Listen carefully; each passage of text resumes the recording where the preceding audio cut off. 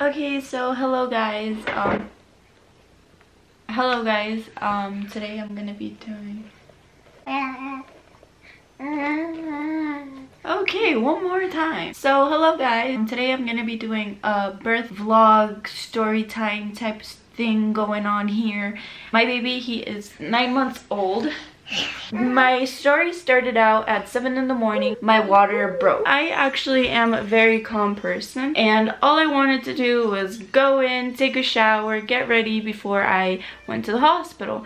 My mom, on the other hand, she's like, no, we have to go to the hospital right now. So we called an Uber, and I did not get my shower. The Uber never came, so we ended up just calling an ambulance, and they took me to the nearest hospital. Once I got to the hospital, it was like 8 in the morning. My boyfriend was on his way from Colombia. He was gonna get there like at 3 in the afternoon. His brother, aunt, and cousin were with me at that time. I go in and they check me, they check my vitals, they hooked me up to all this crap. Mind you that I wanted an all-natural birth. I wanted no epidural, no medication. I wanted it to be as natural as possible. So they hooked me up to everything, and they watched my cervix dilation. I was at a 2 around 10 in the morning. I was not dilating. I was all hooked up to all these like machines and everything, and my boyfriend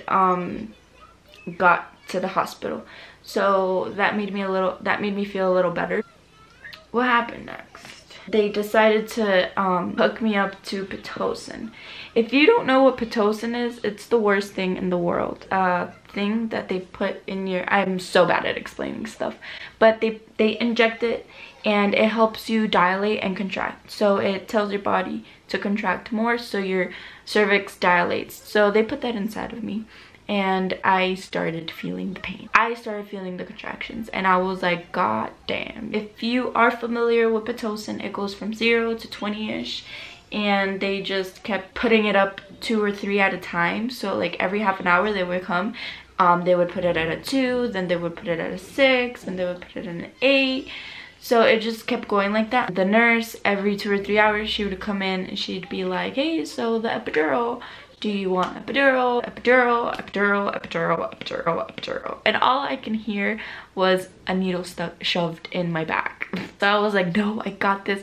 I could do it. I'm strong. I'm a strong, independent woman. Like, I got this. No. After maybe 10 hours with Pitocin, I was done. The nurse came in. She looked at me. She's like, I'm just gonna go call the anesthesiologist. And I was like, yes. So he came in, everybody had to leave the room, which was the craziest thing. Everybody had to leave the room. It took maybe 30 to 45 minutes to put the epidural in, and then for it to make contact with my nerves.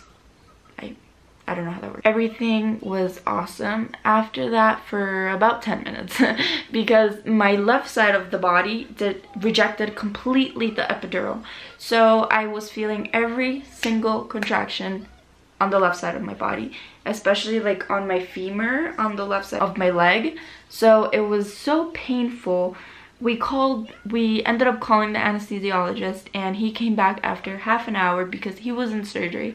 So after he finished the surgery, he came back, he put more epidural up in my body and my system, and he gave me some Benadryl. All I can remember after that was clouds and singing and dancing.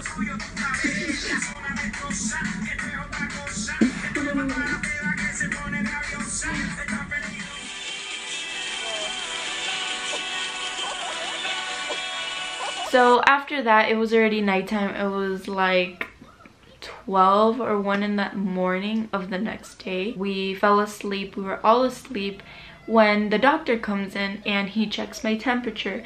He tells me that I have a fever. And I tell him, no, I don't have a fever. He's like, you have a fever. and I was feeling fine. The only thing was that I was wrapped with so many blankets because Benadryl and the epidural, all you feel is cold. I was pretty sure I didn't have a fever, so he tells me, well, we have to give you Tylenol rectally. It is the moment I learn every person I ever come to know will someday die. I was like, oh hell no, you know? Even if I had the epidural, I wouldn't feel it. The thought of knowing that something was gonna go up there, no. I was like, let's do something. If you come in 10 minutes, check my temperature again, and if I don't have a fever, you're not gonna do anything. Because I knew I did not have a fever. I knew I was just warm because I had so many blankets on top of me. He's like, okay. So he comes in 10 minutes later, and guess what? I don't have a fever. So that was the highlight of my day. It was already, what, 4 in the morning, and the nurse came in to check my dilation.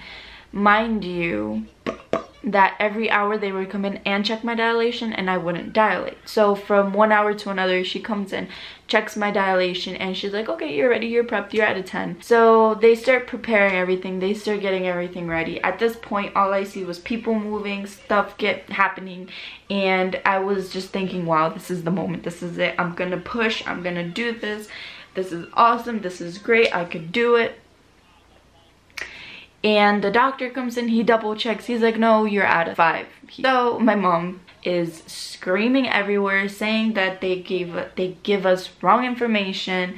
This doctor is a jackass, he is a total asshole, he's being the most unsympathetic person in the world. And I understand the doctors are busy and they have stuff to do, but my water had broken more than 20 hours ago, 23 hours to be exact.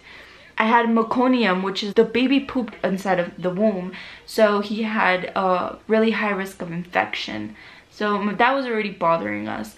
And apart from this, they just kept coming in and pumping Pitocin, pumping epidural, pumping all of this stuff into my body that I didn't even want, not to mention the Tylenol situation. So we were super mad. My mom goes out, and all you could hear was screaming and like, la, la, la, la, la, la, in Spanish. I am going to sue you. And when a hospital hears that word, it is like a light bulb turns on. Like, okay, haha, we're gonna go and prep you for surgery. So they prepped us for surgery.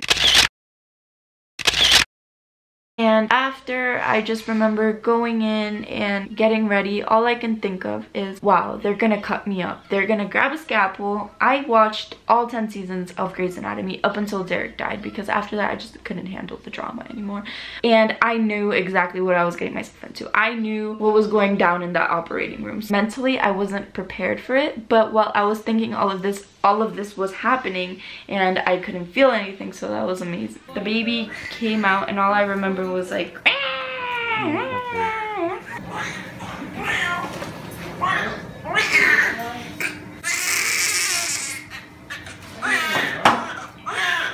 and all I could hear was Mati being like loud as hell, and it was the most joyful moment in my life. No matter how many hours it took, I'm just happy my baby is safe and he's a healthy baby.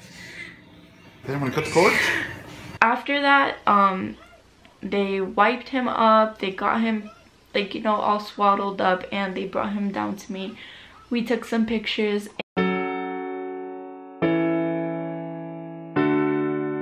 After that, the rest is blurry history.